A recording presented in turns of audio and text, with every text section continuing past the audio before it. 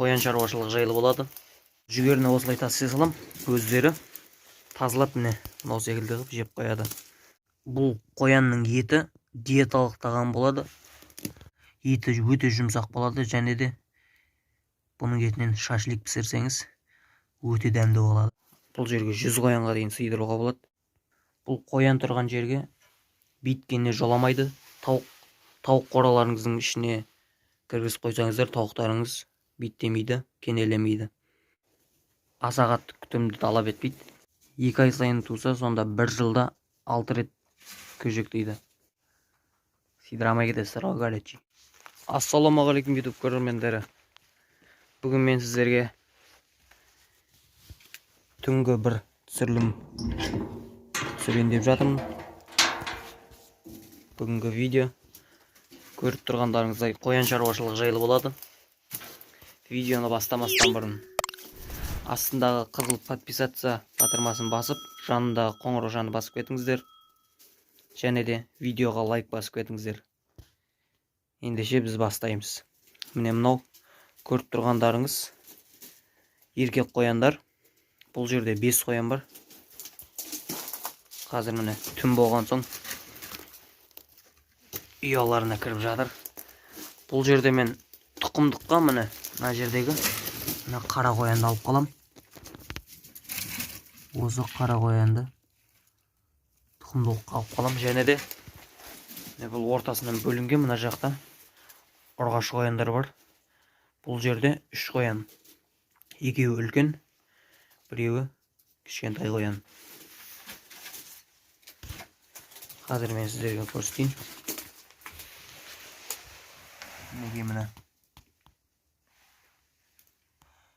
осының ішінде жатыр үшеуі. Бұлардың азығы жайлы айтып кетейін. Бұларға мен мынандай жүгері берем, және су, жоңышқа, таза жоңышқа кепкен. Бұл жүгеріні осылай таси салам, өздері тазалап міне мынау секілді қылып жеп қояды. Және де шөпті жақсы жейді. Және де қарбыз, қауын, үйден шыққан көкөністердің қабығын да жақсы жейді.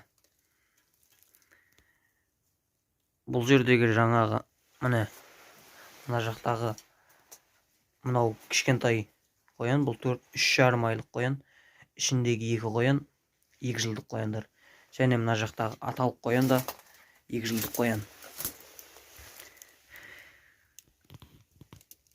Бұл қоянның еті диеталық тағам болады. Диета ұстайтын адамдар болса, осындай қоянның етін жеу керек.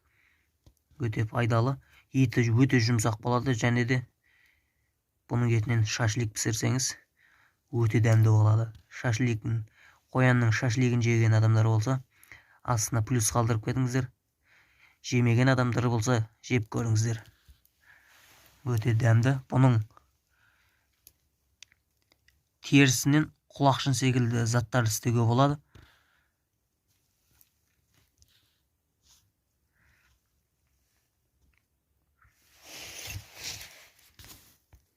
Неге міне еркек қояндар. Міне дәу еркек қояным, мына қалғандарын соям.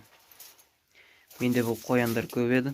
Барлығын туылған күн сондай жерлерге, сондай кездерде шашлик істеп тауыстым, азайттым. Енді осыларды қайтадан көбейтемін. Мен бұл ұрғашы қояндарға туатын клетка жасап жатырмын. 5 қоянға арналған. Бұны осы жерге кіргізіп, осы жерде тұрады. Және астына көжектерді жіберем. Сөйтіп осы қораны қоян қора қылам. Бұл жерге 100 қоянға дейін сыйдыруға болады.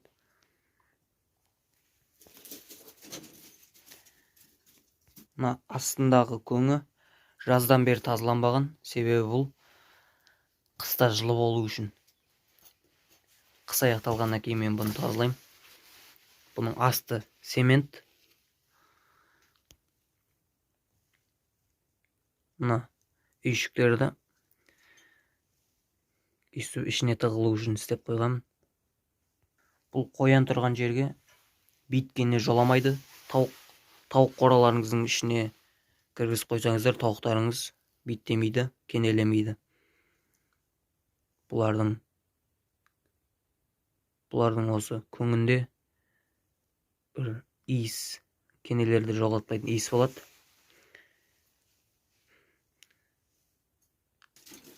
Бұл қояндар қашқаннан кейін 1 айдан кейін туады. Және де көжектерін 1 айдай өзімен бірге қаратып, 1 айдан кейін ажыратасыздар. Сол кезде қоянды қашыртсаңыздар, ол 1 айдан кейін тағы да туады. Сонымен бұл қоян 2 ай сайын көжектейді. Бұларға мен еркекті қосқан жоқпын. Құда қаласа 1 аптадан кейін қосатын боламын. Бұл қоянның буаз емес екенін қалай білуге болады? Оны мына қоянның ішін ұстап көрсеңіздер, өзі ішінде көжектері сезіледі, ұсталады, домалақ болып. Мысалы, еркек қоянды қосқаннан кейін бір 20 күннен кейін ішін ұстап көресіздер. Сөйтіп буаз болса, ішінде бар болса, бұл ұрғаш қояндарды бөлек жерге, бөлек қораға қамау керек. Және де көжектерін өсіріп алып, қайтадан қосасыздар. Мендегі қояндардың пародасы қарапайым үй қояндары. Бұларға мен азанда бір мезгіл қараймын. Жем, су, шөбін молда оқып салам, сонымен кешке дейін жетеді. Аса қатты күтімді талап етпейді. Асырағанға өте тиімді жануар. Бұл қоян көжектегенде 5 көжектен 15 көжекке дейін балалайды, көжектейді. Тез көбейеді. 2 ай сайын туса, сонда 1 жылда 6 рет көжектейді. В общем, қырылып қалады қояндарыңыз. Сидырамай кетесіздер ғой, горячий. Бұл қоянды көбейту үшін аналықтың қаны бөлек, аталықтың қаны бөлек болу керек. Міне, мына аталық. Мыналардың барлығы осының балалары, еркек қояндар.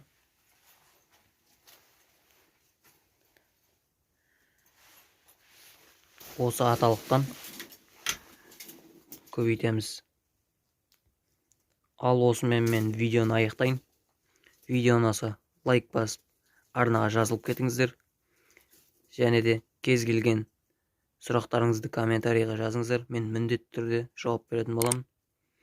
Келесі кездескенше сау болыңыздар.